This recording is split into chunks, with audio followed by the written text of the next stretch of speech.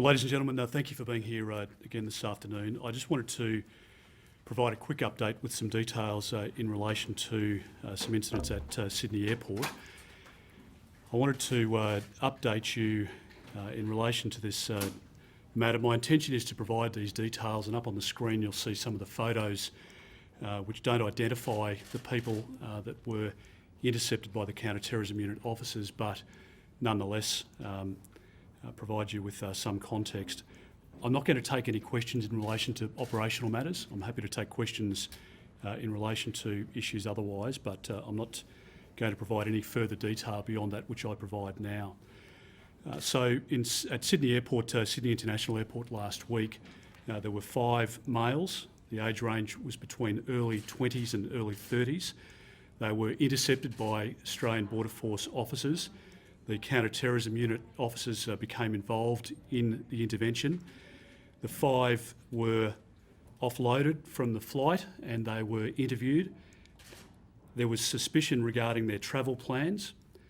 Searches of the luggage revealed each individual had a large amount of cash in the vicinity of $10,000 each. The 5 individuals re-attempted departure again the next day, and they were again intercepted, and obviously the Australian Border Force officers are working with the Australian Federal Police and with other agencies. The second incident relates to 2 males related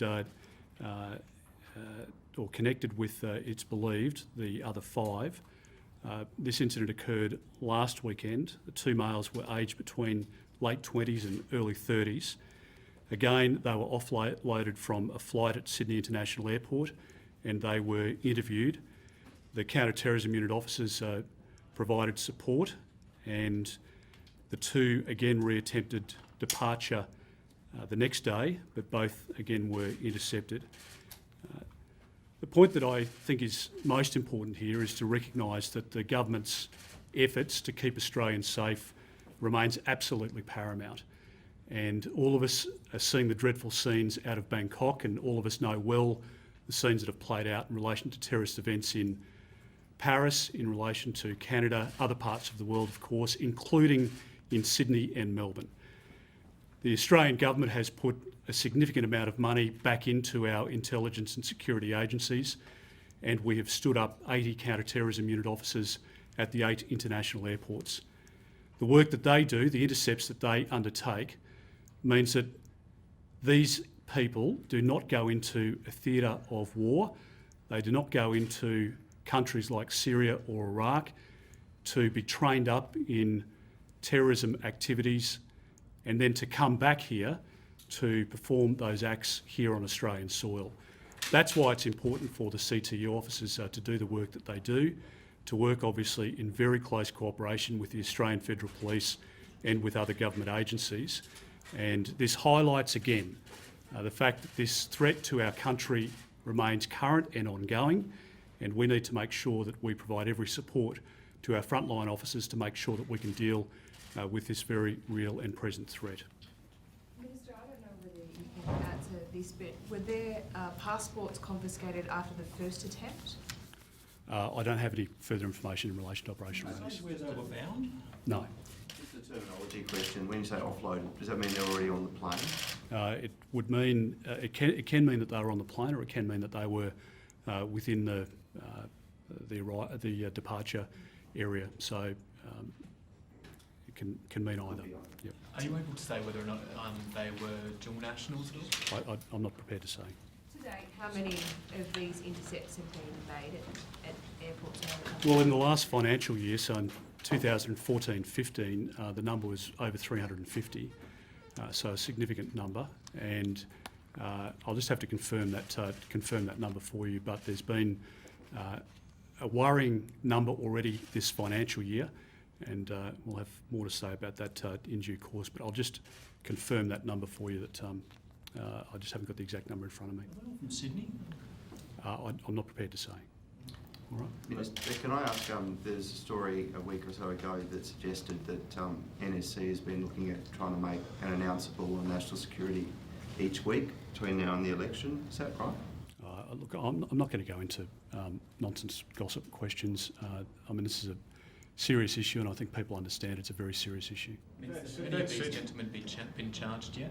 Well, that would be a matter for the Australian Federal Police to comment on, but obviously the ABF officers work with the Australian Federal Police counter-terrorism section and obviously other agencies. So if there's any further advice, we can provide that in due course. Minister, the Fin Review's comments with regard to the government wanting a weekly announceable on national security might be gossip, but the Prime Minister did say to the party room a week ago he wants his MPs talking about national security.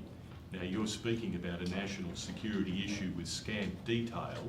Are the two totally disconnected, or is this part of the government's effort to talk about this topic more as the Prime Minister requested?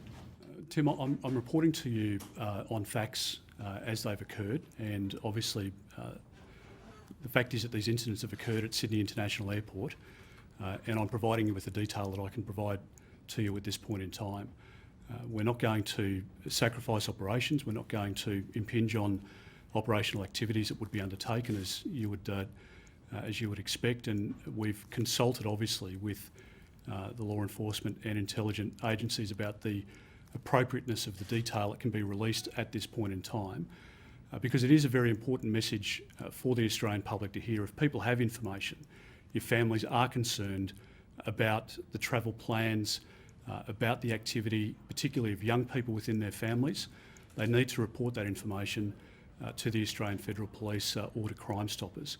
And it is important for us to release the information when it's available. I provided some information this morning, and one of the journalists, highly respected journalists, asked for more information. I thought that was a reasonable request, and our intention was to release the information when and as appropriate. That's what we've done this afternoon. Thanks very much. Thank you. Are they still in the community, or are they under in custody?